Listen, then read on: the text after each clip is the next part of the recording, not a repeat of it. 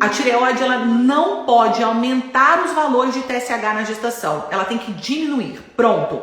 Por quê? Porque na hora que você está grávida, você vai produzir um hormônio, se você não. Na verdade, quem produz é o embrião em desenvolvimento. Produz um hormônio chamado gonadotrofina coriônica. Lembra quando você vai no laboratório que você vai dosar seu exame de sangue e está lá escrito beta-HCG? A gonadotrofina coriônica, ela vai se ligar a receptores desse hormônio e ela diminui a liberação desse hormônio. Então, essa é uma condição super, hiper, mega importante, que todas vocês, olha só o nível de informação que vocês têm aqui comigo.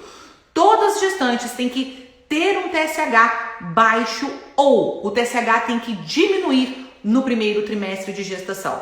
Condições em que o TSH aumenta, isso já é uma resposta antagônica, contrária à resposta fisiológica, que chama muito a atenção do profissional. Então, o TSH não pode aumentar na gestação. Durante a gestação, existe uma novela, porque o TSH, como eu disse para vocês, se a gonadotrofina coriônica vai se ligar ao receptor, eu já sei que esse é um péssimo parâmetro para a gente fazer a avaliação da gestação. Concorda comigo? Porque já não tem mais nada a ver com a tireoide, tem a ver com a produção de gonadotrofina coriônica. Concorda comigo? Eu não posso fazer a dosagem de algo que é para fazer a avaliação da tireoide se a partir do momento em que existe uma molécula de gonadotrofina coriônica, ela já não tem mais nada a ver com a tireoide. Então é importante que vocês saibam isso, porque o TSH pode ter interpretações alteradas. No entanto, mais uma vez, condição fisiológica, TSH diminuindo e o TSH mais baixo. Ponto. Valores de TSH é um samba do crioulo doido, ninguém sabe para onde vai, é uma confusão de valores de TSH. Para vocês terem uma ideia, não existe consenso de valores de TSH durante a gestação. Bruna, não tô acreditando, você tá falando isso porque é a ferro e fogo que as pessoas levam TSH na gestação. Eu sei que é a ferro e fogo e não existe consenso. Se eu quiser pegar Sociedade Europeia de sei lá o que, de tireoide, Sociedade de Obstetrícia e Ginecologia, do Colégio Americano de Ginecologia e Obstetrícia aqui dos Estados Unidos, se eu quiser pegar o da Austrália, o do Royal College, que é o da Inglaterra, cada um tem um valor diferente. Entenderam como funciona? Então, aquela coisa que a pessoa é muito a ferro e fogo, não tá dando certo.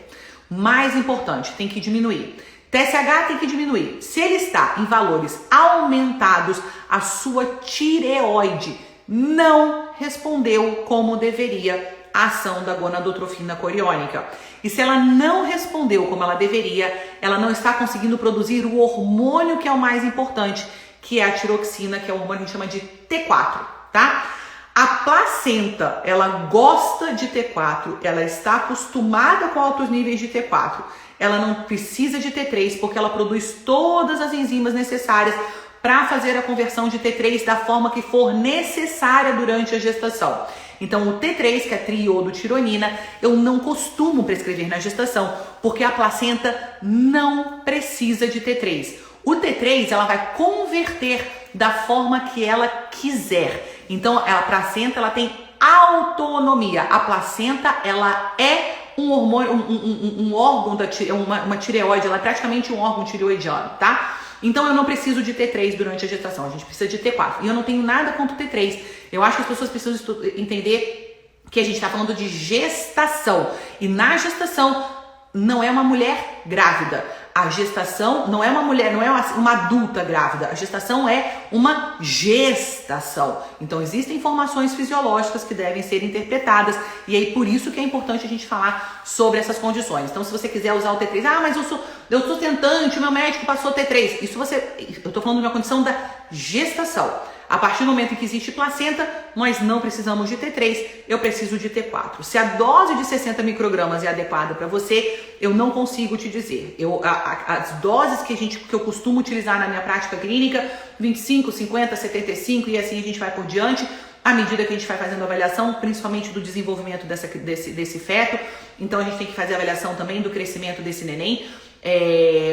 E se você está sendo acompanhada com T4 livre, T4 total, enfim, relação T4 com livre total, total livre, perdão, e o próprio TSH de alguma forma ainda acaba entrando na prática clínica, apesar de, mais uma vez, eu dizer para vocês, não é um bom parâmetro durante a gestação. Aliás, o TSH não é um bom parâmetro para muitas coisas. E na gestação, então, menos ainda, como eu disse para vocês, por conta da gonadotrofina coriônica.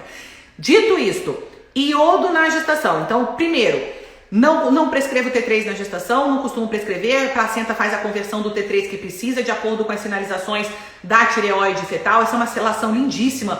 Tireoide materna, placenta e tireoide fetal. Essa é uma relação linda dentro da fisiologia. Eu preciso de T4. Então, T4 a gente precisa ajustar. Eu prefiro valores, às vezes, maiores de T4 do que valores menores, porque a placenta, como eu disse para vocês, faz a conversão de T3 perfeitamente, lindamente, através das enzimas placentárias.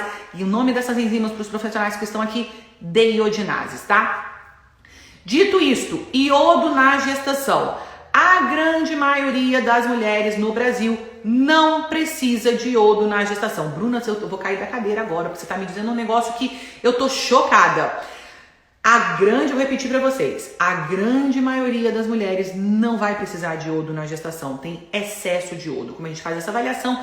Através do iodo urinário de 24 horas. Então a grande maioria das mulheres está com excesso de iodo e não com deficiência de iodo. E aí, quanto mais iodo você coloca numa tireoide que não está adaptada para corresponder, numa placenta que está adaptada a ter um aumento de hormônio, aumento dos níveis séricos de T4, a gente pode criar um ambiente que é um ambiente de desequilíbrio do funcionamento da tireoide. Então, parece que a gente não precisa de tanto iodo como a gente imagina. Iodo é fundamental, tá? Não estou dizendo que iodo não é. Trabalhos lindíssimos no desenvolvimento do cérebro do humano, e aconteceu inclusive em decorrência do nosso consumo de algas marinhas e o consumo de iodo. Tem vários trabalhos falando sobre isso. Eu sou apaixonada sobre neurodesenvolvimento. Para quem também já me viu falando sobre neurodesenvolvimento aqui, sobre o desenvolvimento da gestação humana, como nós nos modificamos há 200 mil anos, a gestação como se modificou, o cérebro humano é a coisa mais incrível que existe.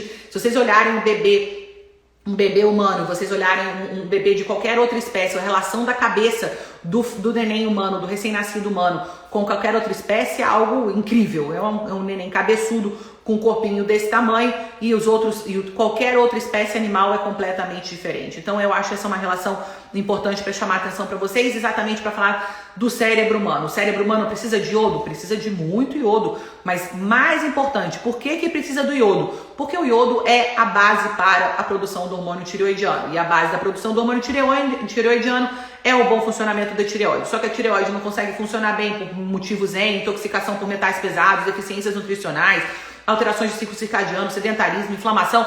Aí é uma outra aula só para falar sobre alterações de tireoide. Dito isto, eu prefiro que a gente tenha T4 aumentado. O iodo eu passo em pouquíssimas situações. Lá no curso Simplificando Exames e Suplementos na Gestação tem uma aula de iodo para os profissionais que estão aqui comigo e se interessarem pelo tema, inclusive. E o T3 eu não prescrevo na gestação.